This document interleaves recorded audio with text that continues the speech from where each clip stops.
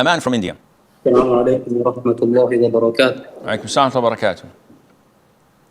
barakatuh. Sheikh, I had a doubt about Tahiyyatul Masjid. In a video you said Tahiyyatul Masjid is obligatory, but what about the hadith of the Prophet sallallahu alaihi wasallam when the man came to the Prophet and he said that I will do only the fard and no nafal and no nothing. Can you clarify? First of all, Tahiyyatul Masjid is mandated by the Prophet himself alayhi salatu wasalam.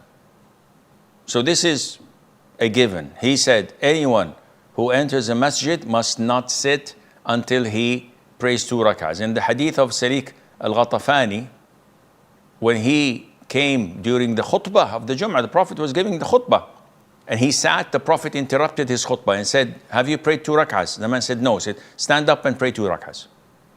What more obligation do we need?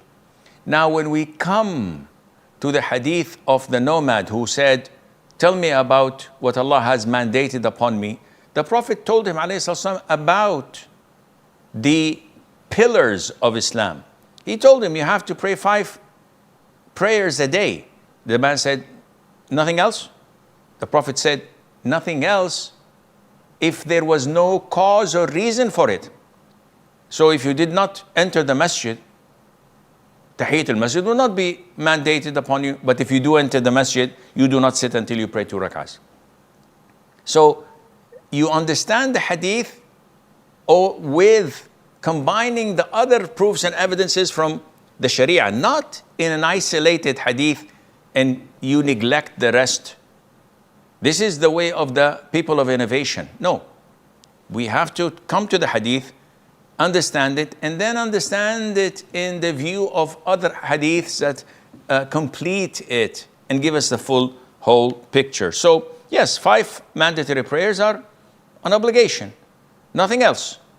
But if the cause comes to make another salat mandated, it becomes mandatory, as in the case of Tahiyyatul Masjid when you enter the masjid.